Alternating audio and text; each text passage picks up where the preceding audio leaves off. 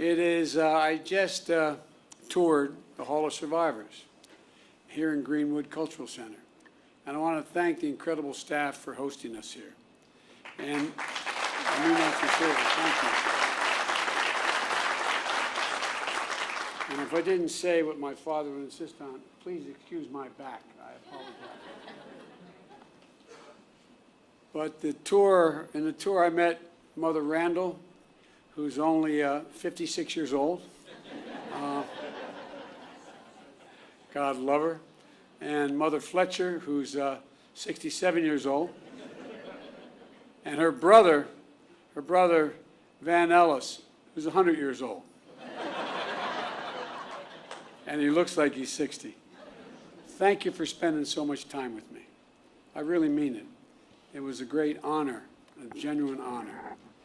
You are the three known remaining survivors of a story seen in the mirror dimly. But no longer. Now your story will be known in full view. The events we speak of today took place 100 years ago, and yet I'm the first president in 100 years ever to come to Tulsa. And I say that not as a compliment about me, but to think about it. 100 years and the first president to be here during that entire time. And in this place, in this ground, to acknowledge the truth of what took place here. For much too long, the history of what took place here was told in silence, cloaked in darkness. But just because history is silent, it doesn't mean that it did not take place. And while darkness can hide much, it erases nothing. It erases nothing. Some injustices are so heinous, so horrific, so grievous, they can't be buried, no matter how hard people try. And so it is here. Only with truth can come healing and justice and repair. Only with truth, facing it. But that isn't enough.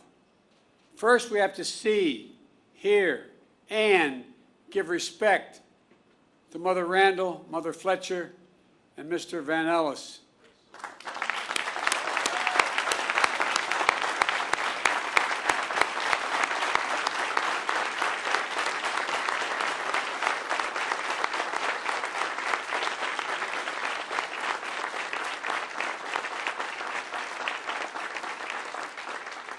And to all those lost so many years ago, to all the descendants of those who suffered, to this community, that's why we're here, to shine a light, to make sure America knows the story in full. May 1921, formerly enslaved black people and their descendants are here in Tulsa, a boomtown of oil and opportunity and a new frontier. On the north side, across the rail tracks that divided the city already segregated by law, they built something of their own, worthy of their talent and their ambition. Greenwood, a community, a way of life. Black doctors and lawyers, pastors, teachers, running hospitals, law practices, libraries, churches, schools. Black veterans, like the man I had the privilege of giving a command coin to, who fought, volunteered and fought and came home and still faced such prejudice.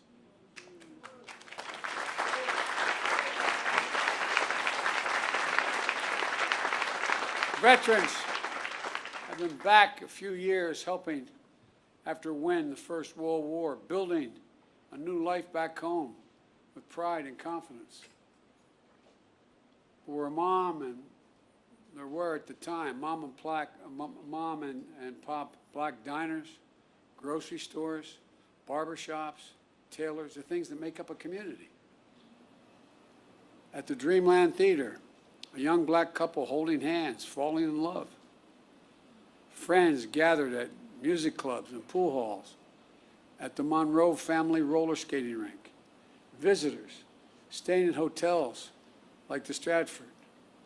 All around, black pride shared by the professional class and the working class, who lived together side by side for blocks on end. Mother Randall was just 6 years old. 6 years old, living with her grandma. She said she was lucky to have a home and toys and fortunate to live without fear. Mother Fletcher was 7 years old, the second of 7 children, the youngest being Mr. Van Ellis, was just a few months old. The children, former sharecroppers, when they went to bed at night in Greenwood, Mother Fletcher says they fell asleep rich in terms of the wealth, not real wealth, but a different wealth, a wealth in culture and community and heritage.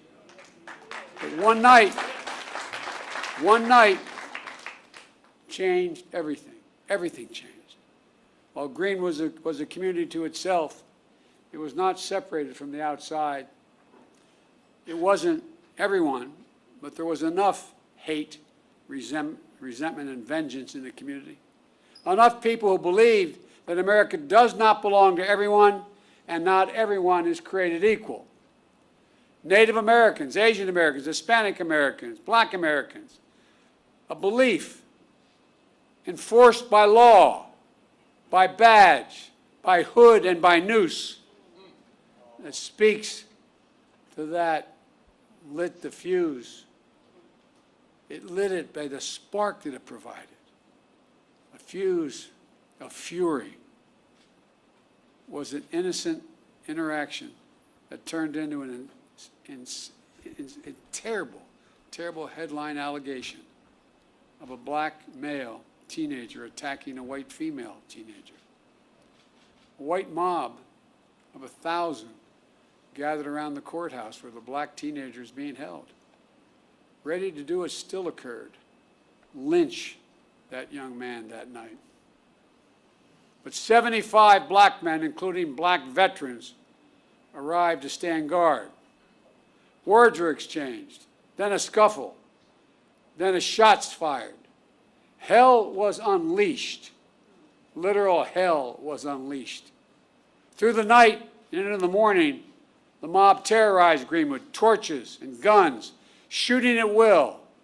A mob tied a black man by the waist to the back of their truck with his head banging along the pavement as they drove off.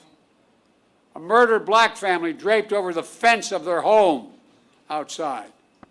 An elderly couple knelt by their bed praying to God with their heart and their soul when they were shot in the back of their heads. Private planes dropping explosives. The first and only domestic aerial assault of its kind on an American city, here in Tulsa. 8 of Greenwood's nearly 24 churches burned like Mount Zion across the street at Vernon AME. Mother Randall said it was like a war. Mother Fletcher says all these years later, she still sees black bodies around. The Greenwood newspaper publisher, A.J. Smitherman, penned a poem of what he heard and felt that night. And here's the poem. He said, "Kill them, burn them, set the pace, teach them how to keep their place. Reign of murder, theft, and plunder was the order of the night." That's what he remembers in the poem that he wrote. 100 years ago, at this hour, on this first day of June, smoke darkened the Tulsa sky, rising from 35 blocks of Greenwood that were left in ash and ember, raised in rubble. Less than 24 hours, 1,100 black homes and businesses were lost. Insurance companies, they had insurance, many of them, rejected claims of damage. 10,000 people were left destitute and homeless, placed in internment camps. As I was told today, they were told, don't you mention you were ever in a camp, or we'll come and get you. That's what survivors told me. Yet no arrests of the mob were made, none. No proper accounting of the dead. The death toll records by local officials said there were 36 people. That's all, 36 people. Based on studies, records, and accounts, the likelihood, the likely number is much more in the multiple of hundreds. Untold bodies dumped into mass graves. Families who at a time waited for hours and days to know the fate of their loved ones are now descendants who have gone 100 years without closure. But you know, as we speak, the process of exhuming the unmarked graves has started.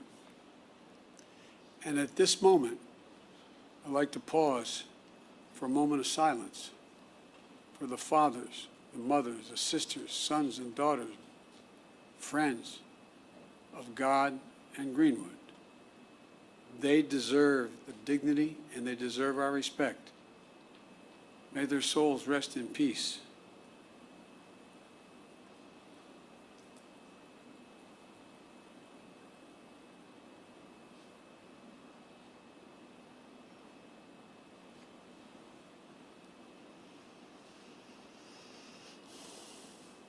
My fellow Americans, this was not a riot.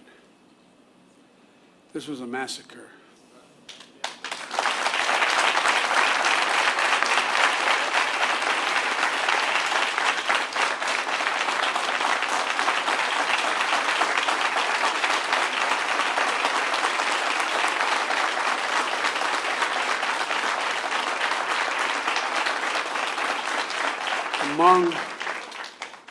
Among the worst in our history, but not the only one.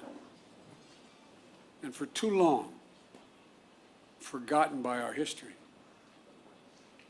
As soon as it happened, there was a clear effort to erase it from our memory, our collective memories, from the news and everyday conversations. For a long time, schools in Tulsa didn't even teach it, let alone schools elsewhere.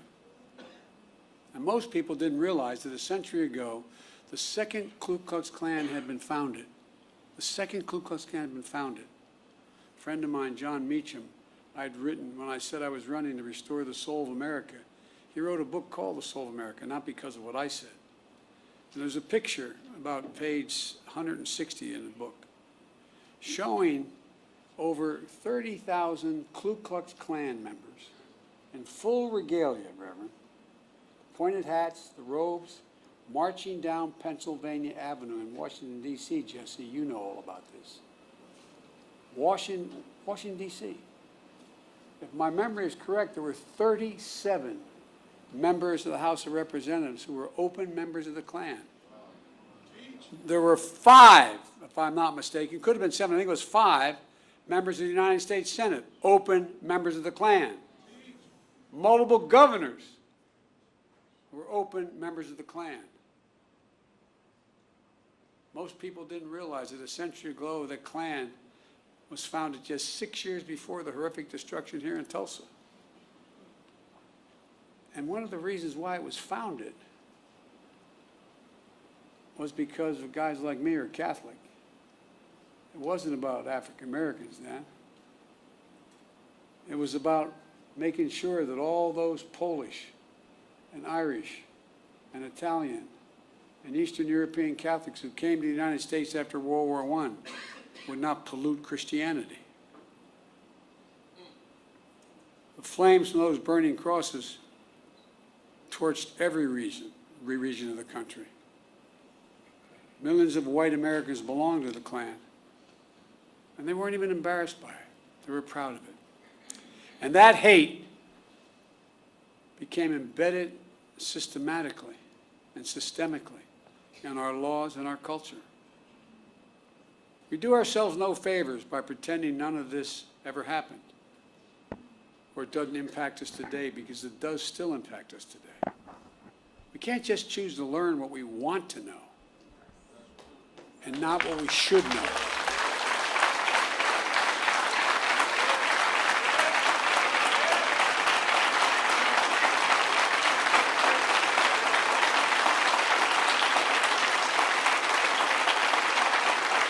We should know the good, the bad, everything. That's what great nations do. They come to terms with their dark sides. And we're a great nation. The only way to build a common ground is to truly repair and to rebuild. I come here to help fill the silence, because in silence, wounds deepen. And only, as painful as it is, only in remembrance do wounds heal. We just have to choose to remember. We memorialize what happened here in Tulsa, so it can't be erased. We know here, in this hallowed place, we simply can't bury pain and trauma forever. And at some point, there'll be a reckoning, an inflection point, like we're facing right now as a nation. What many people hadn't seen before or simply refused to see cannot be ignored any longer. You see it in so many places. And there's greater recognition that for too long we've allowed a narrowed, cramped view of the promise of this nation to fester.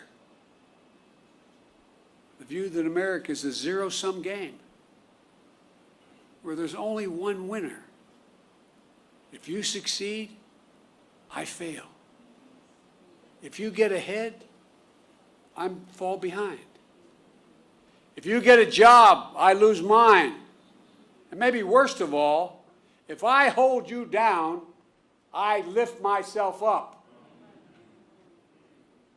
Instead of, if you do well, we all do well. We see that in Greenwood. This story isn't about the loss of life, but a loss of living, of wealth and prosperity and possibilities that still reverberates today. Mother Fletcher talks about how she was the only able to attend school in the 4th grade and eventually found work in the shipyards as a domestic worker. Mr. Van Ellis has shared how even after enlisting and serving in World War II, he still came home to struggle with a segregated America. Imagine all those hotels and dinners and mom and pop shops that could have been passed down this past 100 years. Imagine what could have been done for black families in Greenwood. Financial security and generational wealth. If you come from backlines like my family, working class, middle class families, the only way we ever able to generate any wealth was an equity in our homes. Imagine what they contributed then and what they could have contributed all these years. Imagine a thriving Greenwood in North Tulsa for the last 100 years. What that would have meant for all of Tulsa, including the white community. While the people of Greenwood rebuilt again in the years after the massacre, it didn't last.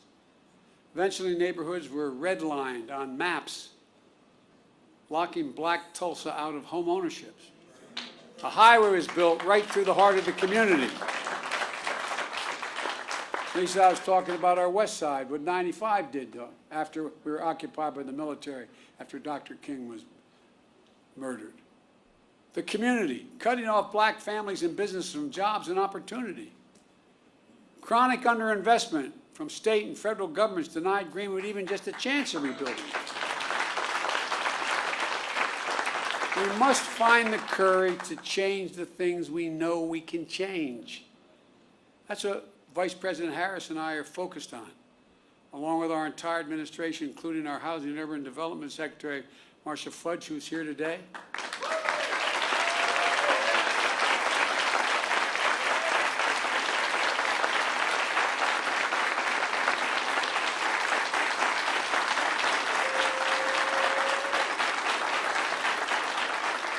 Because today we're announcing 2 expanded efforts targeted toward black wealth creation that will also help the entire community. The first is my administration has launched an aggressive effort to combat racial discrimination in housing. That includes everything from redlining to the cruel fact that a home owned by a black family is too often appraised at a lower value than a similar home owned by a white family.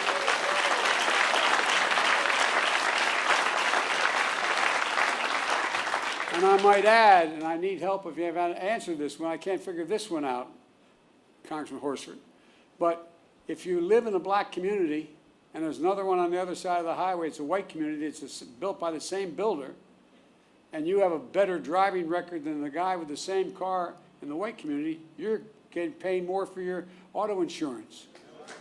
Shockingly, the percentage of black American homeownership is lower today in America than when the Fair Housing Act was passed more than 50 years ago. Lower today. That's wrong. And we're committed to changing that. Just imagine if instead of denying millions of Americans the ability to own their own home and build generational wealth, we made it possible for them to buy a home and build equity into that home and provide for their families. Second, small businesses are the engines of our economy and the glue of our communities. As president, my administration oversees hundreds of billions of dollars in federal contracts for everything from refurbishing decks of aircraft carriers to installing railings in federal buildings to professional services. We have a thing called, I won't go into it all, but there's not enough time now, but I'm determined to use every taxpayer's dollar that is assigned to me to spend going to American companies and American workers that build American products. And as part of that, I'm going to increase the share of the dollars the federal government spends to small disadvantaged businesses, including black and brown small businesses. Right now it calls for 10%. I'm going to move that to 15% of every dollar spent will be spent for those. I have the authority to do that. Just imagine if instead of denying millions of entrepreneurs the ability to access capital and contracting, we made it possible to take their dreams to the marketplace to create jobs and invest in our communities. The data shows young black entrepreneurs are just as capable of succeeding given the chance as white entrepreneurs are. But they don't have lawyers, they don't have accountants, but they have great ideas. Does anyone doubt this whole nation would be better off from the investments those people make? And I promise you, that's why I set up this National Small Business Administration that's much broader, because they're going to get those loans. Instead of consigning millions of American children to under-resourced schools, let's get each and every child 3 and 4 years old access to school, not daycare, school.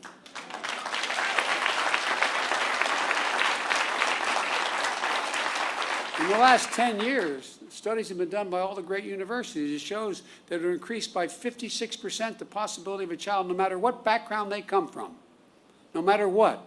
If they start school at 3 years old, they have a 56% chance of going all through all 12 years without any trouble and being able to do well. And a chance to learn and grow and thrive in a school and throughout their lives. And let's unlock more than an incredible creativity and innovation that will come from the nation's historically black colleges and universities. You know, I have a $5 billion a year program giving them the resources to invest in research centers and laboratories in high-demand fields to compete for good-paying jobs in industries of the future like cybersecurity. The reason why they don't, their students are equally able to learn as well and get the good-paying jobs that start at $90,000 and $100,000. But they don't have the money to provide and build those laboratories. So guess what? They're going to get the money to build those laboratories. So instead of just talking about infrastructure, let's get about the business of actually rebuilding roads and highways, filling the sidewalks and cracks, installing streetlights and high-speed internet, creating space to live and work and play safely. Let's ensure access to health care, clean water, clean air, nearby grocery stores, stocked with fresh vegetables and food that in fact deal with. I mean, these are all things we can do. Does anyone doubt this whole nation will be better off with these investments? The rich will be just as well off, the middle class will do better, and everybody will do better. It's about good paying jobs, financial stability, and being able to build some generational wealth.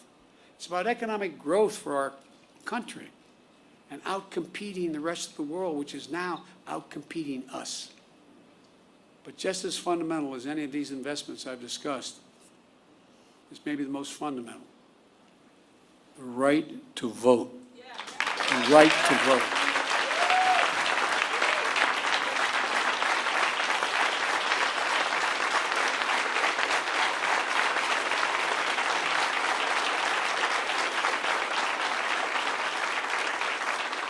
A lot of the members of the Black Caucus knew John Lewis better than I did, but I knew him. On his deathbed, like many, I called John to speak to him. Rev, all John wanted to do is talk about how I was doing. He died, I think, about 25 hours later. But you know what John said?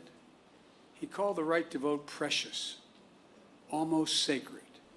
He said the most powerful, nonviolent tool we have in a democratic society. This sacred right is under assault with incredible intensity like I've never seen, even though I got started as a public defender and a civil rights lawyer. With an intensity and aggressiveness that we've not seen in a long, long time. It's simply un-American. It's not, however, sadly, unprecedented.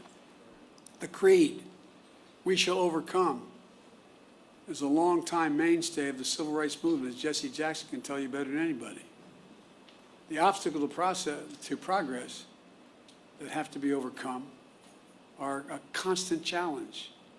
We saw it in the 60s, but with the current assault, it's not just an echo of a distant history. In 2020, we faced a tireless assault on the right to vote. Restrictive laws, lawsuits, threats of intimidation, voter purges, and more. We resolved to overcome it all, and we did. More Americans voted in the last election than any, in the midst of a pandemic, than any election in American history. You got voters registered. You got voters to the polls. The rule of law held. Democracy prevailed. We overcame. But today, let me be unequivocal. I've been engaged in this work my whole career, and we're going to be ramping up our efforts to overcome again.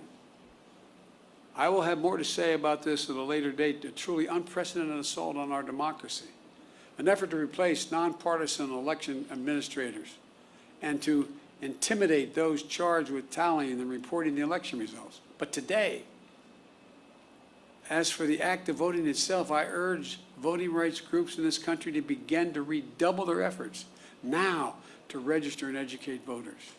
And in June should be a month of action on Capitol Hill. I hear all the folks on TV saying, why doesn't Biden get this done? Well, because Biden only has a majority of effectively 4 votes in the House and a tie in the Senate, with 2 members of the Senate who vote more with my Republican friends. But we're not giving up.